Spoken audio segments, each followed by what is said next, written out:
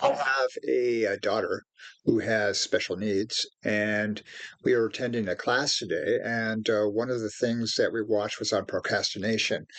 And my wife came home from a trip, and I'm cleaning out, doing stuff for her, and I hear in my head, "If you don't talk, I'll get somebody else." So I'm one. We're all going to find out if I'm hearing from God or not. So I'm going to talk. I'm going to talk about things. I've been reading the Bible every day for decades, decades. So and then I was in a high tech where you're constantly trying to analyze things. So as I've gone through my Christian life, I've been looking at the Bible, trying to analyze, trying to come up with scenarios of how things will happen.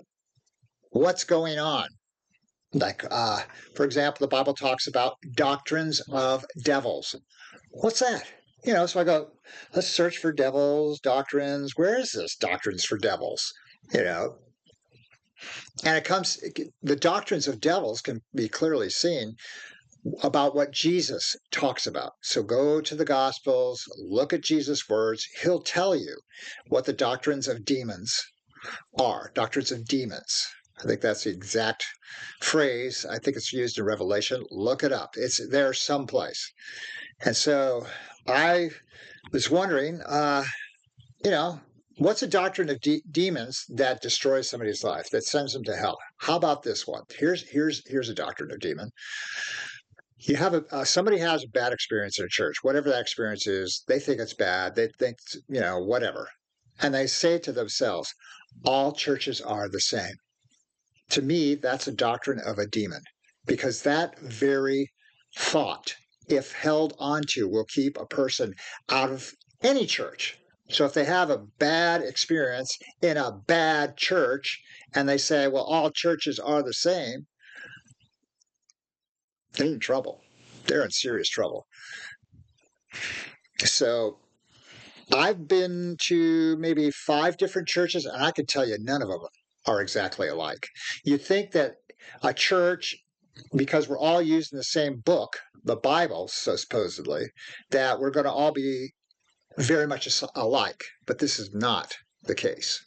So if you're out there and you're not in church because you had a bad experience and the thought process that went through your head was all churches are the same, I'm telling you, they're not. They're not the same. As for doing these programs, I'll do a little bit here and there, here and there, here and there, trying to come up with a format. It's just me, it's my computer, coming up with ideas and messages, things that I may have been thinking about forever. Not forever, but for a long time. I'd be walking back and forth, talking to God and say, God, I don't know what's going on here. What is up? I'm feeling like something's really off. I don't know how to describe it. I don't know what's going on. Help me to understand what's going on. And I'm saying, I've got the Bible. I've read the Bible. Can you please? I mean, how do you talk for God if you don't understand current events, if you can't look at history, if you can't come up with a plan or an idea that makes sense, that describes history and gives a reasonable explanation for what happened in history? I think I have a reasonable explanation. I'm not going to go into that right now. I probably need to write some notes down to make it more cohesive in thought process so that you can digest it. Anyways, God bless you. I'm coming up. If this podcast, whatever this is called, actually gets a life of his own and actually